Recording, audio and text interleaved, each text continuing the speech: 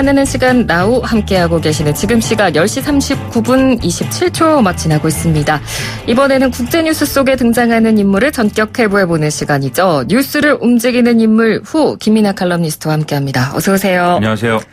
자, 오늘은 저희가 어떤 인물을 해부해볼까요? 고노다로 일본 외무상, 이게 일본 표현으로는 정확하게 외무 대신인데 우리는 외무상 이렇게 표기를 하고 있습니다. 네. 아무튼 이 고노다로 외무상에 대해서 알아보겠습니다. 네, 사실 저희가 다른 인물을 선정을 했었는데 어제 저녁에 이 지소미아 종료 결정이 나면서 제가 급하게 좀 부탁을 드렸습니다. 일본에 좀 포커스를 맞춰야 될 것 같아서요. 자, 오늘 저희가 해부해볼 인물 고노다로 일본 외무상입니다. 고노다로 일본 외무상 하면 카메라 이야기가 가장 먼저 나와요. 그렇죠. 한중일 외교장관 회의가 지난 21일에 베이징에서 열렸는데 여기서 한일 외교장관들이 따로 만나서 회담을 하기로 한 그런 일이 있었죠. 네. 그런데 먼저 와서 기다리던 고노다로 외무상이 한일 양국 취재진에게 갑자기 다가와서 카메라 브랜드에 대해서 이제 얘기를 했습니다. 네. 쭉 보더니 캐논이 2개고 하나는 니콘이다 이렇게 얘기를 한 거죠. 네. 그러니까 한국에서 지금 불매 운동을 한다지만 일본산 안 쓰고 백이겠냐 이런 의도로 질문한 거로밖에 안 보입니다. 그렇죠. 사실 카메라는 대안이 없거든요. 그렇죠. 캐논, 니콘, 소니, 후지, 올림푸스, 파나소닉 다 일본산이고 저도 캐논 미러리스 카메라를 잘 쓰고 있습니다. 네. 최근 국내 언론에 우리 불매운동의 위력이 나타나고 있다. 일본 경제에 지금 타격을 주고 있다. 이런 얘기들이 많이 나왔었는데 아마 그런 보도에 나름대로 반론을 하고 싶었던 거 아닐까. 이런 생각이 드는 그런 얘기였죠. 예. 이 고노다로 외상은 이후 트위터를 통해서 일본 기자들하고 잡담을 하는 과정에서 나온 얘기였지 한국 사람들한테 말한 것은 아니다. 이렇게 해명을 하긴 했습니다. 네. 카메라 시장은 워낙 일본이 크니까요.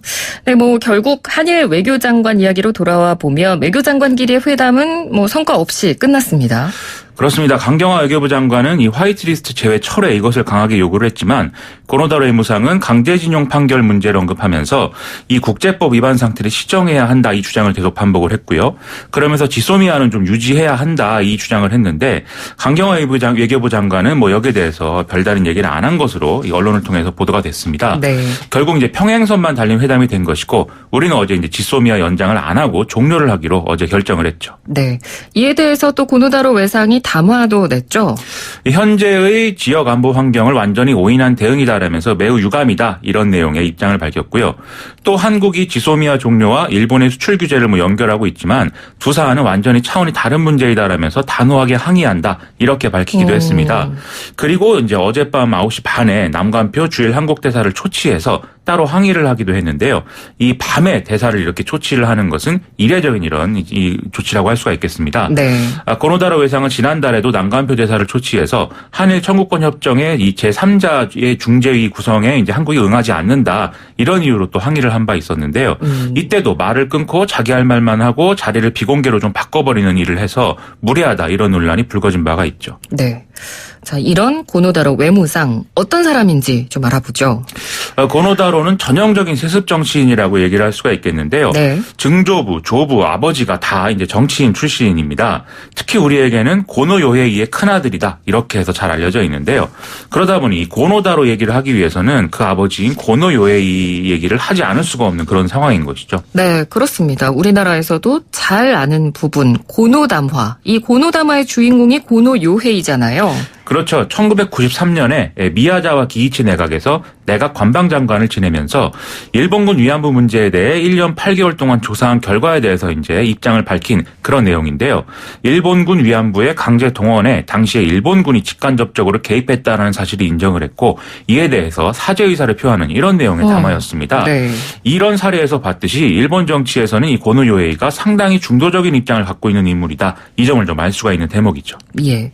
이 당시에 이 고노 요헤이가 맡았던 내각 관방장관은 어떤 직책인가요? 우리나라로 따지면 국무총리하고 대통령 비서실장을 합친 직책이다. 이렇게 생각하면 될 것 같은데요. 네. 내각제 국가의 경우에는 장관들이 정치인을 겸하게 돼 있기 때문에 내각을 보좌하는 행정기구를 따로 두도록 돼 있습니다.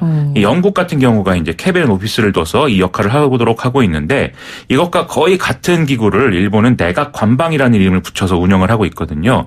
그런데 그런데 이 내각 관방의 책임자가 바로 이제 내각 관방 장관이다 이렇게 볼 수가 있는 것이죠. 네. 일반적으로는 그래서 총리 유고시에 이 내각 관방 장관이 대행을 하도록 하고 있고 그렇기 때문에 사실상의 정권 2인자로 볼 수 있는 그런 측면도 좀 있습니다. 그러니까 우리나라에서는 고노담화에 대한 의미에 대해서 굉장히 높게 평가하고 또 보고 있지만 총리가 직접적으로 입장을 밝히는 것보다는 아무래도 정권 2인자이기 때문에 약간은 좀 격이 떨어진다고 봐도 될까요? 이게 그럼에도 불구하고 정부 공식 입장이다라는 뭐 사실은 변함이 없지만 그렇죠. 그 이후에 나온 뭐 무라야마 다마라든지 간 다마 이런 총리가 직접 밝힌 거에 비하면 좀 한 수 떨어지는 그런 담화가 아니냐 이런 느낌인 게 또 사실입니다. 네. 게다가 고노요에이라는 사람이 워낙 이제 자민당 내에서는 비주류 이미지고 또 당내에 세가 뭐 그렇게 강하지 않은 인물이다 이런 이제 이미지가 있어서 더 그런 느낌이 좀 드는데요. 네. 이 얘기를 좀 더 해보자면은 자민당 역사에 큰 위기가 이제 3번 닥쳤다 이렇게 볼 수가 있는데 첫째는 로키드 사건이고 둘째는 리크루트 사건, 셋째가 이제 민주당으로 정권 교체가 된 거 이렇게 볼 수가 있거든요. 예. 이 중에 로키드 사건의 경우에 이제 미국 기업인 로키드 마틴이 일본의 전투기를 납품하기 위해서 정관계 인사들에게 무차별적인 로비를 한 이런 사건입니다. 그런데 여기에 이제 현직 총리였던 다나카 가쿠에이가 연루가 됐었고 그게 1974년에 이 사람이 총리직을 사임하는 그런 이제 계기가 되거든요. 심지어 1976년에는 실제로 체포가 되기도 하고요. 예. 고노요에이는 이 1976년에 탈당을 해서 신자유 클럽이라는 군소 정치 세력을 결성을 합니다. 이 자민당은 썩었기 때문에 더 이상 안 된다 이런 취지였던 거죠. 네. 하지만 이때 이제 다나카 가쿠에이가 어둠의 쇼군이다라는 별명까지 얻으면서 마쿠에서 계속 거의 10년 가까이 자민당 내부 정치를 쥐락펴락하는 이런 상황들이 쭉 이어지거든요.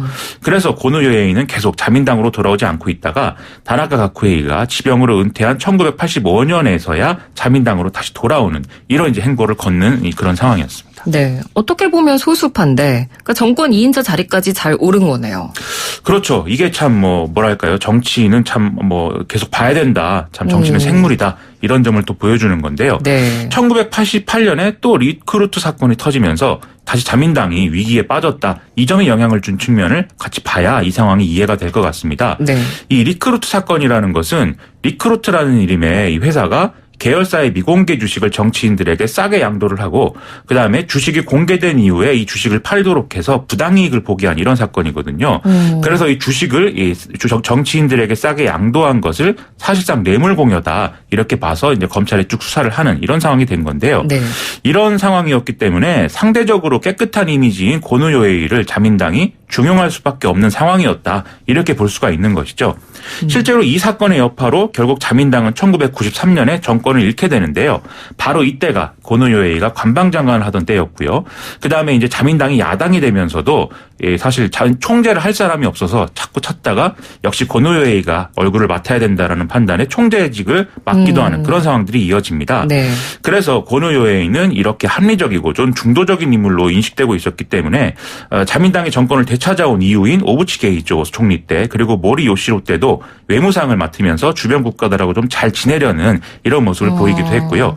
그다음에 2003년부터는 우리나라로 따지면 국회의장이라고 할 수 있는 중의원 의장을 맡아서 6년 동안 쭉 이 직을 맡아서 이어왔기 때문에 최장수 기록이다 이런 평가를 받기도 했습니다. 네. 그렇습니다. 자, 그런데 이 아들이죠. 네, 고노다로는 아버지와는 약간 좀 다른 행보를 보여주는 것 같아요. 그렇죠. 우리나라 사람들 그래서 이제 고노다로 하면 계속 앞에서 말씀드린 이런 좀 무례하고 또 이런 네. 극단적인 이미지 때문에 지금 많이 미워하고 있는데요. 사실 그런데 이전까지는 고노다로도 합리적인 면모를 보여온 그런 정치인이다라는 평가를 많이 받았습니다. 1996년 33살에 이제 중의원이 되는데요. 이때부터 고노요에이가 2008년에 은퇴할 때까지 부자가 같이 이제 중의원 의원회에 있었던 것인데요. 비슷한 색채의 정치인이다라고 평가가 이때는 됐었거든요. 예. 2017년에 외무상이 된 직후에 아세안 지역 안보 포럼에 참석한 자리에서 다른 나라 외교장관들이 너도나도 이 아버지인 고노요에이 얘기를 하는 이런 진풍경이 벌어지기도 했는데요. 이때도 고노다로가 아버지의 명성이나 인맥에 대해서 감사한다라면서 자산으로 쓰고 싶다 이렇게 얘기를 하면서 뭔가 고노요에이 당시 외무상의 어떤 업적을 좀 이어가겠다라는 취지의 이런 발언을 한 바도 있습니다. 네네. 그리고 우리나라에 이제 17대 국회 때 의원을 지냈고 지금은 바른미래당 소속인 이성권 전 의원이 2001년부터 2년 동안 고노다로 의원의 비서로 일한 경력을 갖고 있고 네. 이때 이 이제 고노다로 의원이 한국어를 배운다든지 좀 지한파적인 면모를 보이려고 하는 그런 모습을 보이기도 했거든요. 네네. 그리고 또 고노다로 의원의 경우에 김민석 전 의원과 또 아주 가까운 사이다 이런 얘기도 나오기 때문에 사실 언론이 이제 고노다로를 한국과 가까운 의원이다라고 지금까지 분류해 온 바도 있습니다. 네. 여기다가 또 탈원전을 지지하는 의원 모임의 대표를 지내기도 했고요. 또 총리의 야스쿠니 신사 참배에 대해서도 부정적인 입장을 피력한 바도 있기 때문에 아베 신조 정권의 어떤 뜻과는 배치되는 이런 어떤 그 노선을 걷고 있다. 이런 평가를 받은 바가 있거든요. 하지만 아베 신조 내각에서 입각을 했기 때문에 또 여기를 비추어 보면은 정권의 행보에 발을 맞춰갈 수밖에 없는 측면이 있다. 이렇게 볼 수 있는 대목도 있는 것이죠. 예. 실제로 이번에 수출 규제 강화 조치는 아베 신조 총리의 최측근 참모들하고 그다음에 경제산업성 내 강경파 관료들이 이걸 주도했다. 이런 평가가 나오고 있어서요. 외무성 관료들은 오히려 배제됐고 이것 때문에 좀 불만을 터뜨리는 분위기도 있다. 이런 보도도 나오고 있는 상황입니다. 그렇군요. 어찌됐건 뭐 아베 신조 내각에서 요직을 맡았다라는 건 아베 신조 총리와 함께 주류에 속해 있다고 봐도 되는 거 아닐까요? 그렇죠. 이 비주류 쪽에도 좀 강요 배분을 하기는 하는데 예를 들면 전임인 기시다 후미오 전 외무상의 경우가 이제 비주류인데 외무상을 했던 사례이거든요. 네. 그렇다고 볼 수도 있겠지만 하지만 고노다로가 또 주류에 속하는 것은 또 사실입니다. 이것도 설명하려면 아버지와의 관계를 얘기를 해야 되는데 고노다로는 뭐든지 이렇게 아버지와의 그러네요. 얘기를 해야 됩니다. 그래서 네. 고노다로 본인도 그것에 대해서는 좀 유감이 아닐까. 자기 얘기를 하면 항상 아버지 얘기를 해야 되니까요. 그렇죠. 그 아버지의 후광도 있지만 또 압박감도 있는 이런 좀 불행한 인생인 것 같습니다. 네. 아무튼 이 고노요에이가 미야자와 기이치 때 관방장관을 이제 했기 때문에 이때 주류인 미야자파 소속이다 이렇게 봐야 되거든요. 고노요에이는요. 네. 반면 아베 신조 총리가 지금 속해 있는 파벌은 이때는 이제 비주류였습니다. 당시에는요. 그렇죠. 네. 근데 주류인 미야자파가 후계 구도를 놓고 양분되면서 고노요에이를 필두로 해서 이제 고노파가 분리독립을 하게 되는데요. 이때 당내에 세가 좀 부족했던 고노요에이를 뒷받침해 준 게 지금 재무상을 맡고 있는 아소다로 전 총리입니다. 네네. 이 고노요에이가 이 중의원 의장을 맡으면서 이 파벌을 탈퇴하면서 이 파벌을 이제 아소다로가 승계를 하게 되는데요. 그래서 이 파벌은 아소파로 불리고 있거든요. 고노다로도 역시 아버지를 따라서 바로 이 아소파에 지금 속하고 있는 이런 상황입니다. 아소다로 하면 또 굉장히 막말로 유명한 사람이잖아요. 그렇죠. 망언 제조기다라는 별명이 지금 붙어있을 정도로 망언을 너무 여러 가지를 했기 때문에 이 자리에서 시간이 모자라서 다 소개를 할 수가 없을 그런 정도입니다. 네. 게다가 본인 집안이 또 후쿠오카에서 탄광을 운영하는 이런 집안이었기 때문에 그때 또 강제징용된 조선인들이 많았을 거로 지금 추정이 되거든요. 이 아소 그룹은 지금도 시멘트를 주력으로 하는 중견 그룹이다 이렇게 평가가 되고 있고요. 네. 그런데 이 아소파는 현재 자민당 내에서 아베 신조 총리가 속해 있는 호소다파에 이어서 2위 파벌이라고 볼 수가 있고요. 이 아베 신조 총리가 속해 있는 파벌과 함께 주류 파벌로 지금 분류가 되고 있습니다. 네. 그리고 아소다로는 부총리라는 직함도 갖고 있는데요. 이것은 총리 유고시에 관방장관인 스가 요시히데가 아닌 이 아소다로가 대행 1순위다라는 뜻이거든요. 네네. 이런 점에서 아베 신조와 아소다로의 공동정권이다라는 평가까지 나오는 그런 상황이죠. 고노다로는 이런 아소파 소속으로 외무상을 맡고 있다라고 평가할 수 있는 부분이 있는데요. 따라서 고노다로가 어떤 상징성이나 지명도는 있을지 몰라도 파벌 안에서는 좀 실권을 갖고 있는 게 얼마나 되는가 이것은 좀 의문이다 이런 평가를 받을 수가 있는 그런 상황인 것이죠. 네. 그래서 뭐 일각에서는 보도 자료가 나오는 걸 보니까 뭐 9월 일본 개각 때 고노다로가 어떻게 될지 좀 이 부분이 관심이다. 아베 신조 총리가 과연 고노다로를 같이 데리고 갈 것이냐 뭐 이런 이야기도 좀 나오는 것 같고요.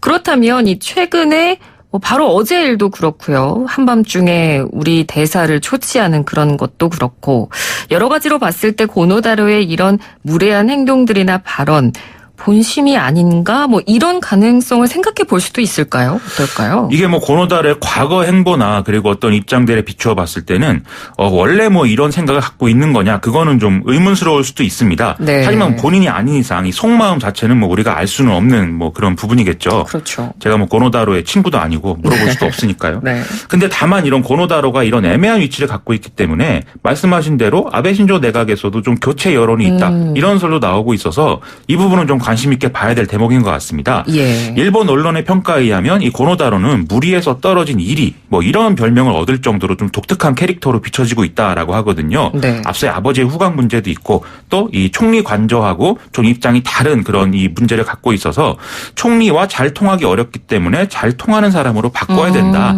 이런 얘기도 좀 나온다는 것이죠. 네. 또 고이즈미 내각에서 외무부대신을 지냈던 모테기 도시미츠 현 경제재생상이라든지 가토 가스노부 자민당 총무회장 등의 이름이 또 구체적으로 거론된 바도 있어서 정말 교체되는 거 아니냐 이런 전망도 나왔었는데요. 네. 지금 말씀드린 두 사람은 또 비주류인 다케시타파로 또 분류가 되고 있습니다. 이렇기 때문에 이러니 저러니 해도 고노다로 입장에서는 파벌과 본인의 입장상 분발을 좀 해야 되는 상황이기 때문에 더 오버하는 거 아니냐 이런 얘기도 나오는 게 사실인데요. 네네. 하지만 아버지인 고노 요에이가 하는 말도 좀 잘 들어서 고노다로가 좀 이 노선을 바꿨으면 하는 바람이 있는데요. 고노 요에이가 올 초에 권력을 한 곳으로 집중해서는 민주주의가 잘 되지 않는다. 공무원이 특정인의 봉사자가 돼버린 거 아닌가 이런 얘기로 아베 신조 정권을 비판을 했는데 좀 아버지의 이런 말도 잘 들어봐야 될 것 같습니다. 네.